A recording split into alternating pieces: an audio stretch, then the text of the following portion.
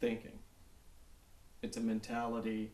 It is a thought pattern. It is a consciousness, if you will, if you want to use that term. There have been several cases where people came from absolutely nothing, and they decided, this is not who I am. This is not what I'm about. This is not who I want to be anymore. And they just shrugged off that old self and became something big. Tony Robbins decided one day, he was sitting on his couch. It's a funny story. It says he was sitting on his couch watching television, broke, feeling sorry for himself, and one day he decided to turn off his television and turn on his life. Samuel L. Jackson, crackhead, literally a crackhead, decided he didn't want to do that anymore. Got into rehab. He's one of the highest grossing actors in Hollywood right now. He made a decision. So for people out there who say, I don't have any other choice, I have a hard time with that, because you always have a choice.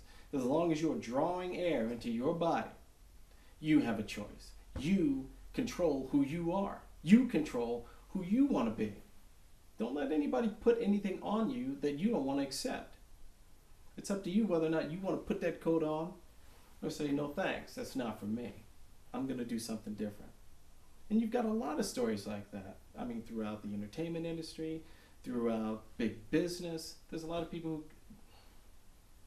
I could just go on. Oprah came from nothing, literally nothing. And look at her. She's arguably the richest woman in America and one of the richest women in the world, if not the richest. Came from nothing. Decided there was something better for her. There was a higher purpose for her, that she could be bigger, that she was not that person they were telling her she was. And she grew past it. Everybody can do it. It's just a matter of how badly you want to. Typically it means when the economy has negative, flat or negative growth for so many consecutive quarters. So technically, we're not in a recession right now, technically. However, you have a situation where even though money is less expensive, it's much harder to get, which is slowing down the economy, because our economy at this stage in the game lives on OPM, or other people's money, lives on borrowed funds.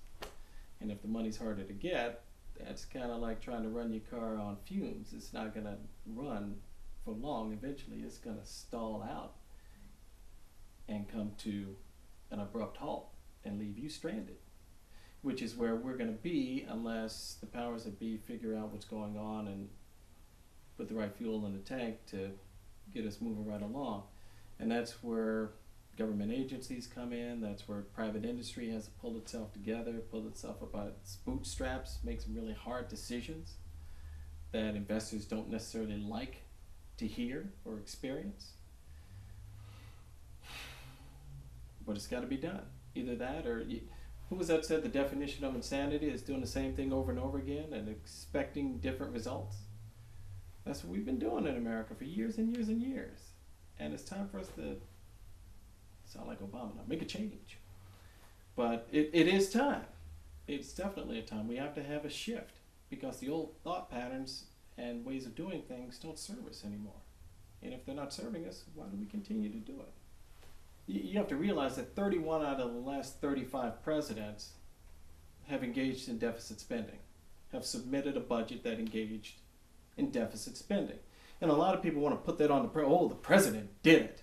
Well, guess what? Congress had to approve that. The Congress people that you voted for, that you sent to Capitol Hill to do your bidding. Not the president. The president, in and of him or herself, can do very little without the aid of Congress. So when people like to pin everything, oh, it had to be Bush's fault, it had to be Clinton's fault, it had to be Hoover's fault, or whomever the president may have been, it's ridiculous. It is utterly ridiculous. Because the president, again, without congressional support, can do very little in terms of getting the budget passed, in terms of working out budgetary issues. You have to assign the blame where it belongs. And if you find that your elected officials are aren't serving your best interest, it's time for them to no longer be your elected official, which means you have to show up at the polling place. You got to register, you got to vote, and if that's not enough for you, write a letter. Sounds old-fashioned, but believe it or not, they actually respond to that if the numbers and the volume are enough and they're saying the same thing, because politicians, let's face it, they live to be reelected. And if they're getting a lot of negative press, a lot of negative correspondence from their constituents, all of a sudden they take it very seriously, because now their job's in jeopardy. And if we get a groundswell of public support, this democracy can actually behave as a true democracy, meaning government of the people, for the people, and by the people. Well, first and foremost, let me say that I am not a certified financial analyst. I'm not an economist. I'm just a guy who's been in the business for almost 15 years, and I do have a degree in business management. I've studied econ, I've studied accounting, and the bottom line is you can't spend more than you earn indefinitely. Somehow, some way, ultimately, the check has to be paid. You got to pay your debts. And we've been living on debt for too long. So for you to say, well, what happens when there's a bullish mentality?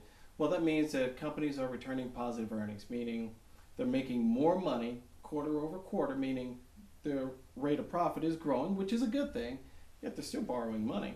And yes, they do have to borrow money to survive. However, sometimes even when the earnings are shrinking, they maintain this borrowing posture, which over time erodes earnings and profits, which in turn erodes investor sentiment and mentality, which leads investors to sell shares of said stock, which means the stock price shrinks.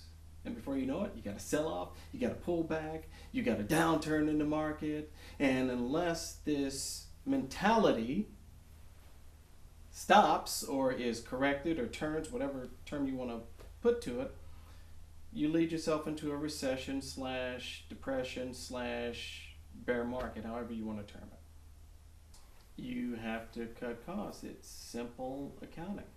You can't spend more than you earn. And if you're spending more than you earn, the first thing you want to do is you want to cut overhead. You want to cut your fixed and variable costs. Some fixed costs you just can't get around. Some things you just have to do business. You have to pay certain things to do business. You gotta have a roof over your head. You gotta have a structure. You gotta pay the electric bill. You gotta pay for computers, things like that. But do you have to have 4 different analysts on the same group of stocks? Do you have to have 5 different programmers or troubleshooters for this particular software system? And these are just examples. Do you have to have 12 people working back there on the grill flipping burgers when you could get by with 3 or 4? Do you have to?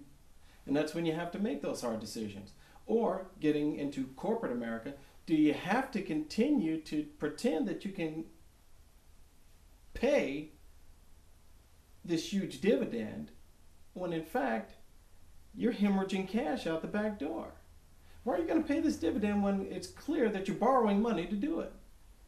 Dividends, the way I was taught in business school, dividends come out of profits. If you're not producing a profit, how can you return something to the shareholder? If you're swimming in debt, how do you give that back to the shareholder? How do you do it?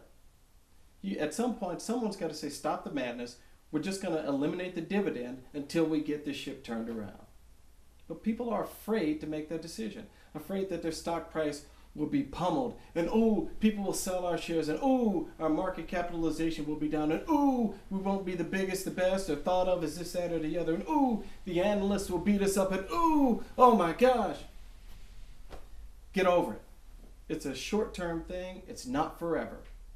Anything that has a termination to it where you see an end in sight can be endured. If I know anything as a human being, I know that to be so. As long as you don't know it's forever, you're good. But not everyone feels that way.